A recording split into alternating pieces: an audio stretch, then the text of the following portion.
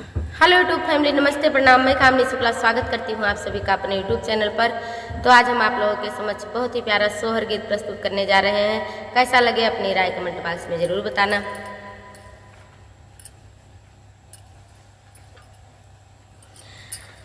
कहवाई जन्मे श्री राम, कहवा जन्मे हनुमत, कहवा जन्मे हनुमत हो। राम कहवाई जन्मे गान सती घर, स्वहर तीनी घर स्वहर हो। अवध में जन्मे श्री राम, जंगल जन्मे हनुमत, जंगल जन्मे हनुमत हो।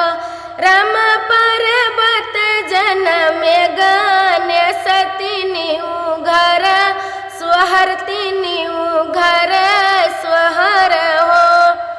के करे तो जन्मे श्री राम, के करे जन्मे हनुमत, के करे जन्मे हनुमत हो।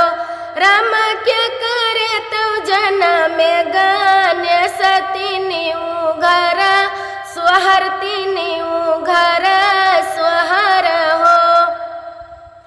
कौशल्या के जन्मे श्री राम, अंजनी के रे हनुमत, अंजनी के रे हनुमत हो। राम गौरा के जन्मे गान सती घर, स्वहर तीनी घर स्वहर हो। काऊ तो खई है श्री राम, काऊ भैया काऊ खई है हनुमत, काऊ खई है हनुमत हो। राम काऊ तो खई है गान सती घर, स्वहर तीनी घर स्वहर हो। दूधवा तो पी है श्री राम, फल खावे हनुमत, फल खावे हनुमत हो।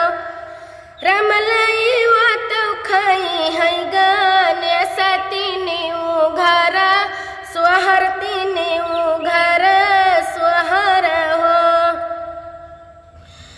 काऊ तो करी है मोरे राम, काऊ करी है हनुमत, काऊ करी है हनुमत हो। राम काऊ तो करी है गान सती घर, स्वहर तीनी घर स्वहर हो। रावण मरी है श्री राम, मित्रता करी है हनुमत, मित्रता करी है हनुमत हो।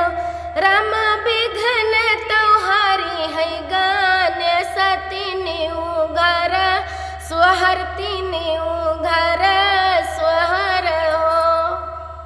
कैसा लगा आप सभी को अपनी राय कमेंट बॉक्स में जरूर बताना। मिलते हैं अगले गाने के साथ, तब तक के लिए धन्यवाद।